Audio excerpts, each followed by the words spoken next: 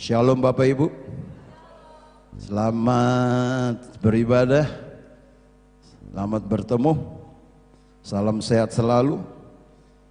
Ya, demikian juga bagi rekan-rekan kita yang ada di Kutai Barat, Kutai Timur, bahkan Tanjung Selor.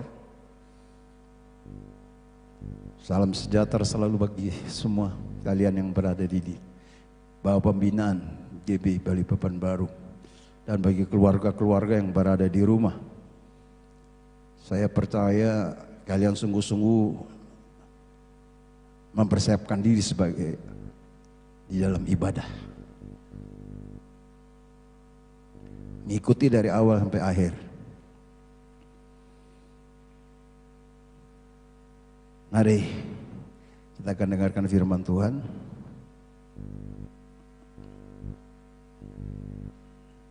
Saya beri tema, tetap semangat. Katakan kanan kiri, tetap semangat.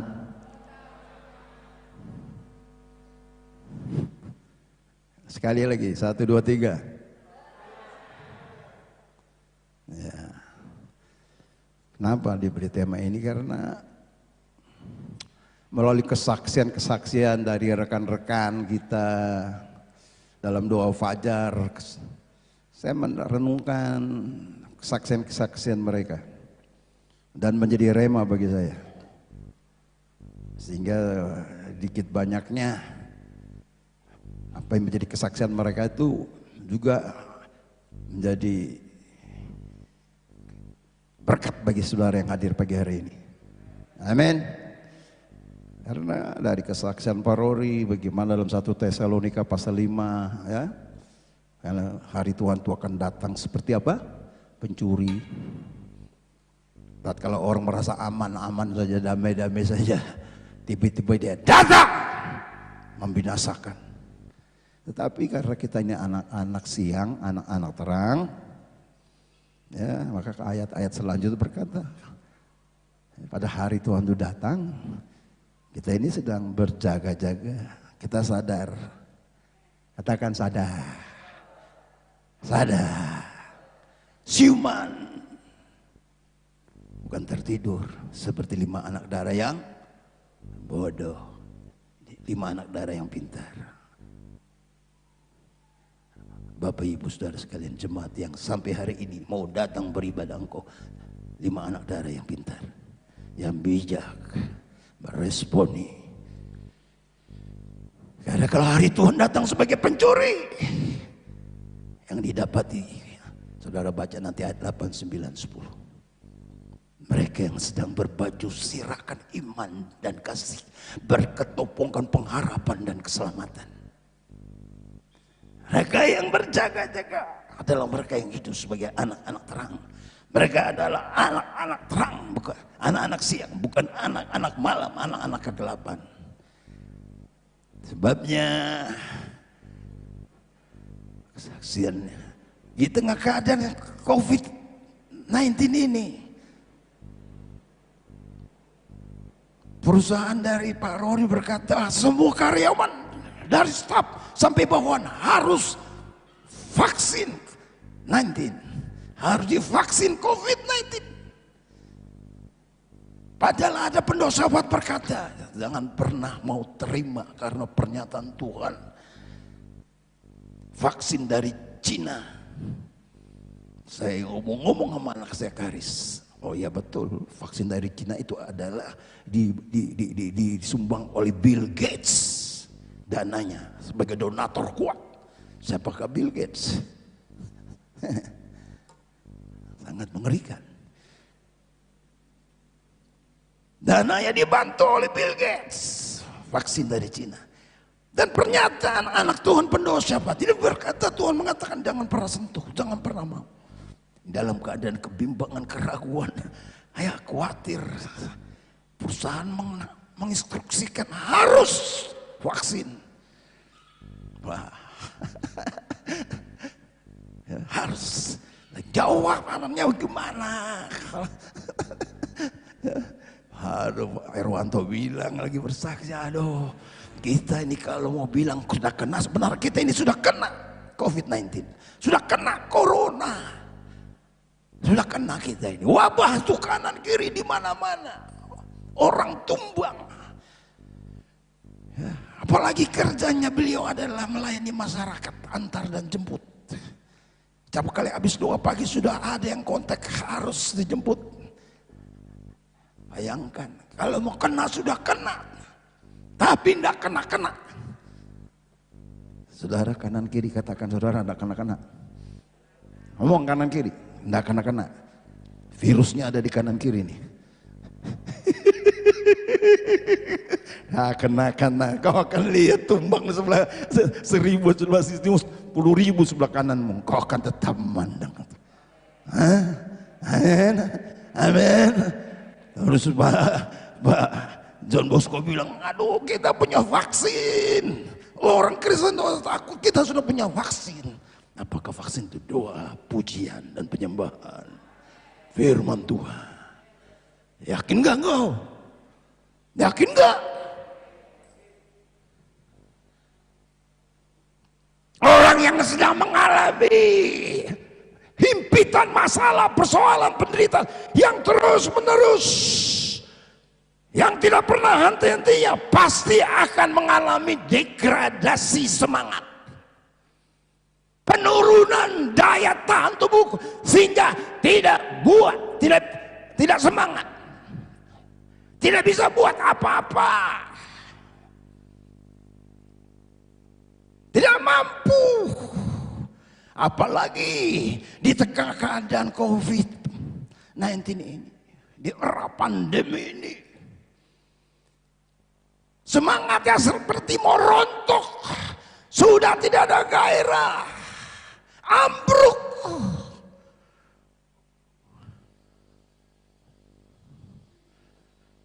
Tetapi mau bilang apa? Kenyataannya kita harus siap hadapi.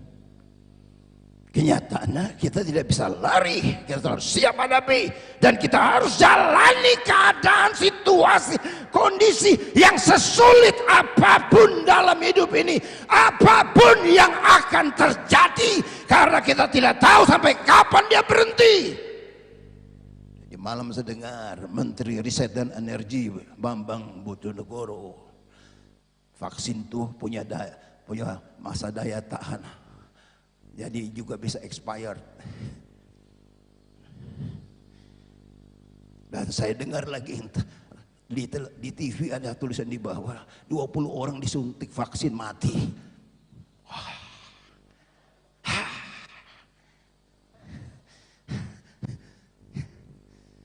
Saya dengar, Lord help me, help me, help me, help me.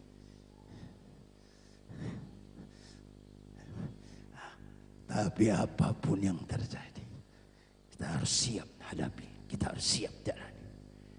Amin. Apapun yang terjadi dalam hidupku ini, tak pernah kuragukan kasih-Mu Tuhan. Lewat gunung yang tinggi, dalam lembah yang curam, tak pernah kuragukan janji-Mu Tuhan. Kau berfirman,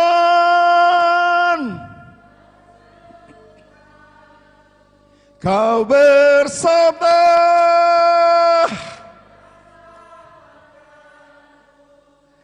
tiada yang mustahil bagimu. Yesus, ku percaya padamu.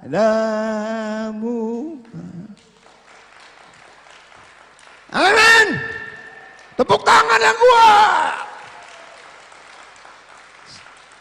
Saudara harus percaya kepada Tuhan. Itu sebabnya engkau harus tetap semangat. Amin. Harus percaya. Hari kita lihat Amsal 18 ayat 14. Amsal 18 ayat 14. Sudah dapat katakan amin? Baca sama-sama. 1, 2, 3. Orang yang bersemangat dapat menanggung penderitaannya, tapi siapa akan memulihkan semangat yang patah? Sekali lagi, 1, 2, 3.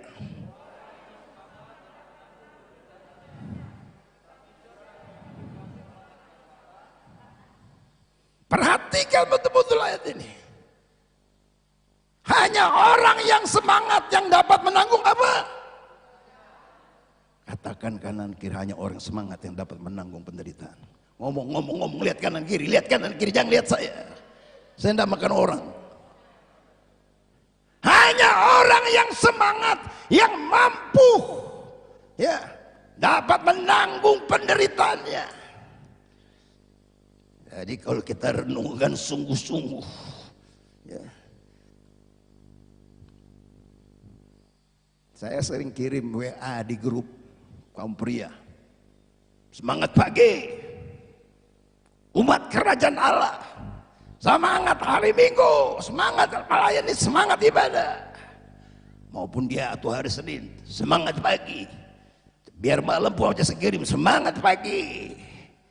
Kata-kata semangat selalu. Kau bagaimana kau bisa berkata semangat? Kenapa saya dapatkan dari mana kata-kata semangat pagi? Karena waktu saya ikut latihan Tagana Raja Wali di Kebun Raya Unmul Samarinda. Pak Erwanto ikut ya? Ikut kan? Kita berapa orang yang ikut Tagana Raja Wali? Almarhum Skandar, Sulis, Setius. Komandan berkata, semangat pagi, padahal malam hari. Padahal maghrib. Kenapa Pak? Bapak sebut semangat pagi. Baru dijelaskan. Karena bencana itu bisa datang kapan saja terjadi. Kapan saja keadaan, situasi, kondisi, apa saja dia bisa datang dan bisa terjadi. Nah, waktu bencana itu terjadi, datang, maka Tagana harus diturunkan di sana. Diturunkan di sana, tidak memandang keadaan, situasi, kondisi, cuaca apapun, malam kah, subuh kah. Kau diturunkan di sana, kau harus siap. Orang percaya engkau harus berjaga-jaga. Kedatangan Tuhan seperti pencuri. Kau harus seperti Tagana, siap menghadapi keadaan, situasi, kondisi apapun. Tagana Raja Wali artinya apa? Taruna siaga bencana.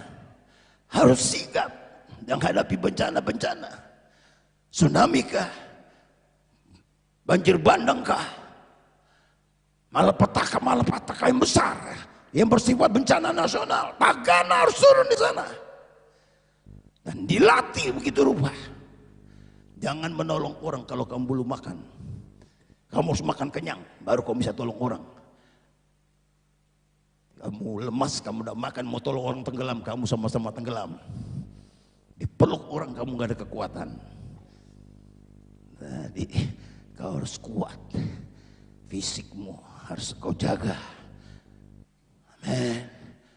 Itu sebabnya ya, hanya orang yang semangat, yang mengerti ya bahwa keadaan, situasi, kondisi, apapun waktunya yang akan terjadi, kau harus siap. Katakan kanan kiri, siap. Mau dia datang kapan saja, mau Tuhan datang kapan saja, anytime you are ready. So, lihat muka-mukanya nih kurang yakin. Tunduk lagi, orang siap tuh. Ini siap. Ada apa? Ada apa sampai engkau tunduk? Belum kawin Pak, masih bujangan, belum nikah. Sudahlah kita yang ya, lewat aja bahaya, panjang nanti melebar. Bapak Ibu yang saya kasih dalam Tuhan Yesus Kristus. Sebabnya kalau kita mengalami masalah yang bertubi-tubi, kita harus tetap semangat pagi. Amin. Tetap semangat. Karena kita orang percaya. Berbeda dengan orang dunia. Orang dunia ketakutan. Orang dunia khawatir. Orang dunia sekarang ini nggak tahu juga, saya lihat. Apakah benar mereka beribadah? Ada anak Tuhan sehat-sehat aja sih, tapi tidak mau ibadah, tidak mau doa, dan lain sebagainya dan seterusnya. It's okay itu kan pilihan. Tapi sebagai hamba Tuhan, yang nama kebenaran, kita harus lebih tekankan lagi, kita harus tetap sampaikan. Karena apa? Bagi orang percaya itu Tuhan selalu memberikan solusi. 1 Korintus 10 ayat 13. Ayat yang sering kita baca. 1 Korintus 10 ayat 13. Baca 1, 2, 3. Pencobaan-pencobaan yang kamu alami ialah pencobaan-pencobaan biasa yang tidak melebihi kekuatan manusia. Sebab Allah setia, karena itu Ia tidak akan membiarkan kamu dicobai melampaui kekuatan. Pada waktu kamu dicobai, Ia akan memberikan kepadamu jalan keluar. Sehingga apa? Tatkala engkau dicobai, Ia memberikan jalan keluar. Selalu Dia memberikan jalan keluar bagi orang percaya. Bahkan dikatakan sehingga kamu dapat menanggungnya. Kamu sanggup. Katakan kanan kiri, kamu sanggup. Sebabnya firman Tuhan katakan hati yang gembira adalah obat. Amsal 17 ayat 20. Obat yang semangat yang kering. Semangat yang patah mengeringkan tulang. Boleh. Kalau engkau orang percaya, kau semangat. Kau harus bergairah. Kau harus exciting. Tapi betul juga. Karena ayat firman Tuhan jauh-jauh hari sebelumnya sudah mengingatkan.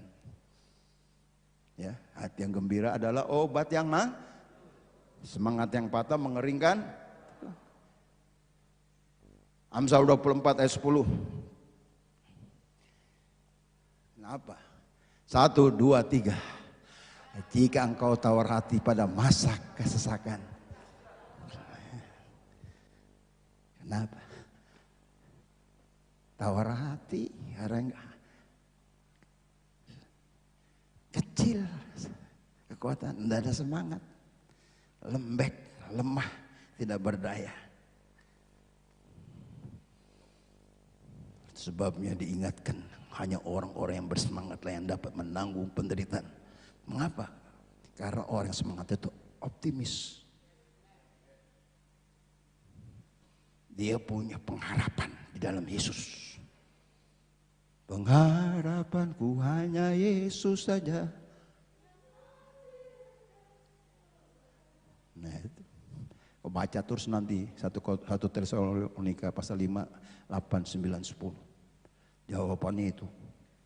Sampai ayat 10. Yesus sudah menanggung. Sebabnya kita harus sadar. Dia sudah pikul, dia sudah tanggung. Ya. Segala penderitaan-penderitaan yang kita alami, dia sudah alami. Kenapa mesti takut?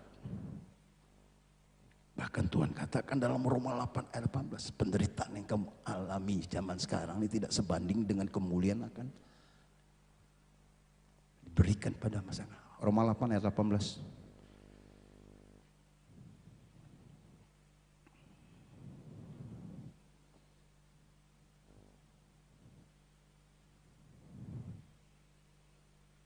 Sudah, 1, 2, 3. Yakin bahwa penderitaan zaman sekarang ini tidak dapat dibandingkan dengan kemuliaan yang akan dinyatakan. Kalau engkau orang percaya, Anda perlu takut. Yang penting kau tetap setia, kau tetap taat, kau tetap bersekutu, kau tetap beribadah, kau tetap melayani, kau tetap mengasihi, kau tetap takut akan Tuhan. Segala sesuatu kau kerjakan dengan taat, karena ketaatan itu sebagai orang percaya merupakan alat untuk melakukan hal-hal yang berguna untuk kemuliaan nama Tuhan. Ketaatan membuktikan bahwa engkau adalah orang percaya sebagai pelaku, bukannya pendengar. Dengar, nge, kata orang Jawa, nge, tapi nge kepanggil. Nge kepanggil. Iya, tapi tidak pernah. Sebabnya Bapak Ibu yang saya kasih dalam Tuhan Yesus, untuk menghadapi keadaan situasi kondisi, kita harus menghadapi dengan kekuatan penuh. Katakan kekuatan penuh. Kekuatan yang memadai. Tidak bisa santai-santai tanpa serius dengan Tuhan. Kau harus serius dengan Tuhan. Kau harus intim dengan Tuhan. Kau harus bangun hubungan dengan Tuhan. Kau harus perlu semangat yang ekstra kuat. Karena tidak dapat dipungkiri ya. Menghadapi masalah yang besar, maka perlu kekuatan yang besar. Tantangan yang besar, perlu kekuatan ekstra Josh. Yaitu firman Tuhan. Amin. Siapa pernah minum jamu ekstra Josh? Asal jangan sampai ketagihan, bisa hantam ginjal. Saya melihat saya punya keluarga, badan besar, orang kapal, kerjanya babi buta memang. Tapi saya lihat dia doping pakai ekstra Josh. Dia mengerjakan alat-alat berat, mesin kapal, mesin traktor apapun dia jago memang. Orang mesin. Kerja sampai malam, sampai subuh, hantam ekstra Josh, tidak tidur. Sekarang duduk di kursi roda, badan sudah kayak kulit bungkus tulang. Hantam ginjal. Perlu kekuatan ekstra, perlu serius, double porsi. Baca firmannya, doanya, kerinduannya, kehausannya, kelaparan akan firman Tuhan. Sebabnya Bapak Ibu yang saya kasih dalam Tuhan, bagaimana kita bisa terhindar dari tawar hati yang membuat semangat kita kendor. Bagaimana kita bisa terhindar dari tawar hati? Karena tawar hati itu artinya apa? Kehilangan keberanian. Tawar hati itu artinya kehilangan keberanian. Sehingga gagal dalam menjalani kehidupan ini. Bangsa Israel banyak yang binasa dalam perjalanan menuju ke tanah perjanjian karena mereka sudah tawar hati lebih dulu. Kalau engkau baca dalam Bilangan 13 ayat 31 sampai 33, karena mendengar 10 orang berbicara, di tanah itu bangsanya besar-besar, kita ini kayak belalang, dia makan orang, kita makan nasi. Sudah tawar hati, kebaca itu Bilangan. Kendor sudah terjadi keributan, tapi 2 orang, Yosua dan Kaleb berkata, kita akan hadapi. Mampu bersama Tuhan, kita mampu. Nah, 2 orang ini dikatakan jiwanya lain, rohnya lain. Semangat. Bilangan 14 ayat 24. Jiwanya lain, Tidak bisa dia dipengaruhi dengan keadaan, situasi, dan kondisi. Dia harus lawan. Dia harus berani. Sebab dua orang inilah yang masuk ke tanah perjanjian. Yosua dan Kaleb. Semangatnya beda, rohnya berbeda. Jiwanya beda. Hanya orang yang semangat. Jadi jangan pernah tawar hati. Amin. Supaya engkau sampai ke tanah perjanjian. Saya ingin katakan ini. Biarlah di hari-hari ini kau harus bangun kehidupan imanmu untuk kuat, untuk kokoh. Kenapa mereka tawar hati sampai mereka gagal masuk ke tanah perjanjian? Yeremia 17 ayat 5 katakan, karena mereka mengandalkan manusia, tidak mempercayai Tuhan.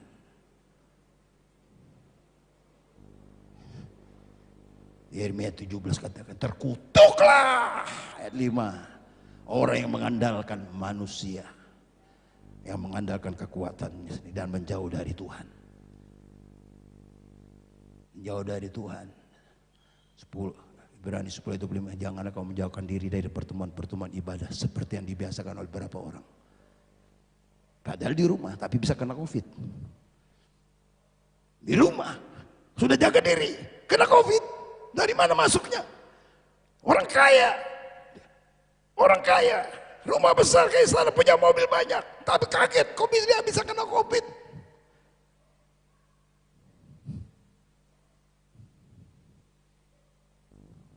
Kau tidak bangun kehidupan rohanimu sungguh-sungguh dengan Tuhan, kau tidak mampu. Kau akan marah sama Tuhan, kau akan kecewa sama Tuhan. Jangan andalkan manusia, andalkan Tuhan dan percaya pada Dia. Tuhan Yesus berkati.